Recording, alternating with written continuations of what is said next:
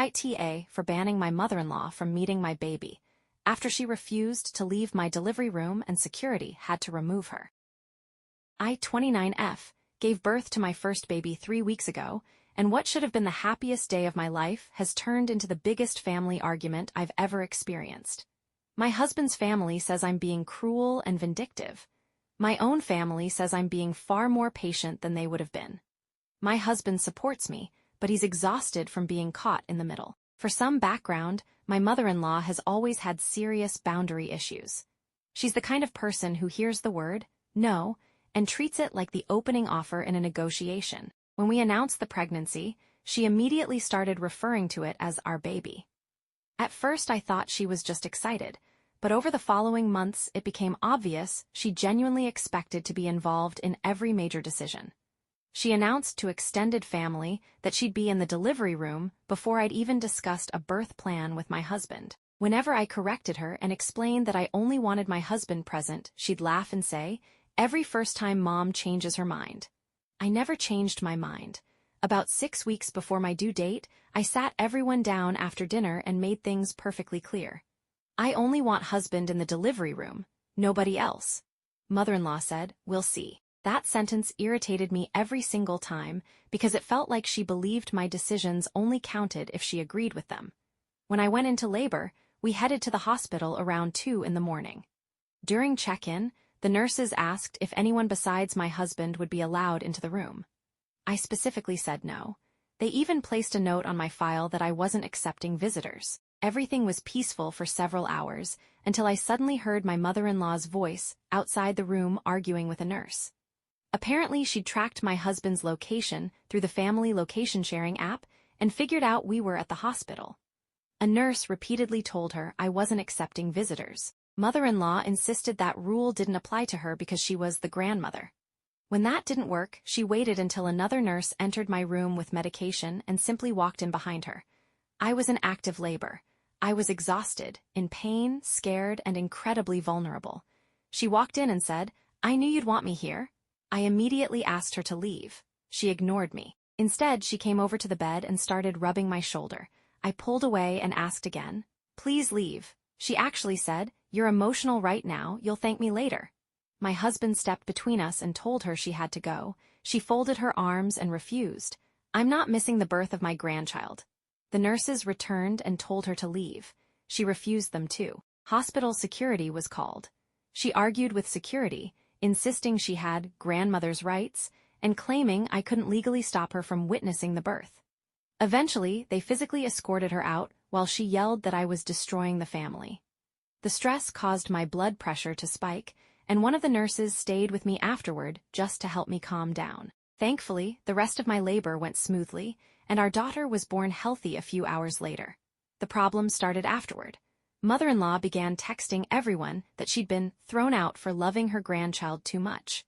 My husband's siblings started calling him saying we owed her an apology because she was just excited.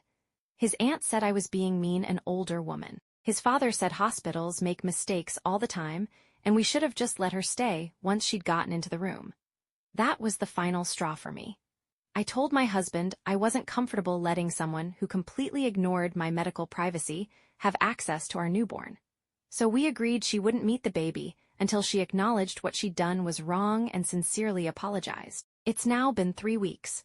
She refuses to apologize. Instead, she says I'm weaponizing her granddaughter and keeping a grandmother away over one misunderstanding.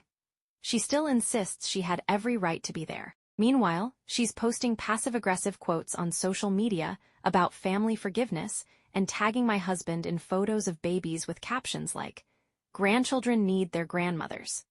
Now several relatives are saying we're punishing her too severely because she hasn't met her granddaughter yet. Some of them even say I'll regret this once the baby grows up. Part of me wonders if I'm letting my anger get in the way. But another part of me keeps remembering that moment in the delivery room when I begged someone to leave my hospital room and they simply refused. Update. First of all, I honestly didn't expect this post to get so much attention. I've spent the last 2 days reading hundreds of comments, and I wanted to thank everyone who reassured me that what happened wasn't normal. I think I'd started questioning myself because so many people around us kept minimizing it. A lot has happened since I posted. My husband finally reached his breaking point. His mother showed up at our house completely unannounced on Sunday afternoon. Thankfully, we have a video doorbell. She rang the bell for almost 5 straight minutes before my husband answered through the speaker. He told her we weren't accepting visitors. She immediately started crying and saying she just wanted one cuddle. When he reminded her she'd been told to call first, she replied, "I shouldn't need permission to see my own granddaughter." Then, she admitted something neither of us expected. She said she'd never intended to leave the delivery room because she believed that once the baby was actually being born, no one would dare remove a grandmother. She genuinely thought the hospital staff would choose not to cause a scene.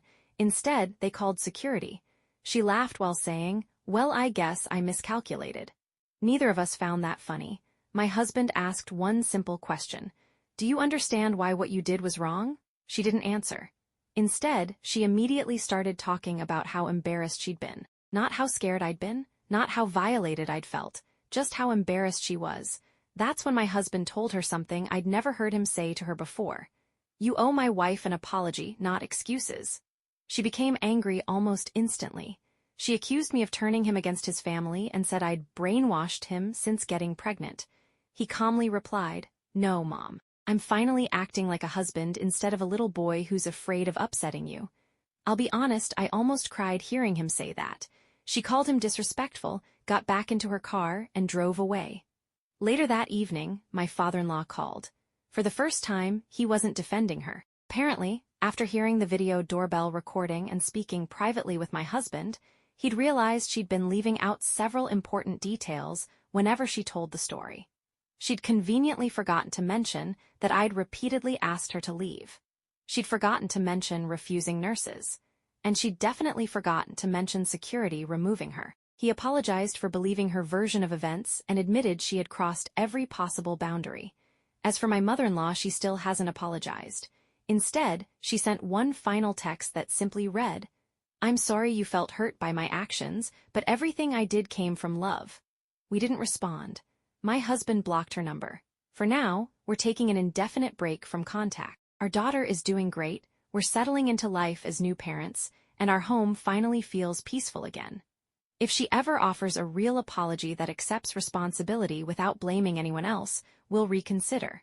Until then, we're focusing on the little family we've created. Honestly, after everything that's happened, that feels like the healthiest decision we've ever made.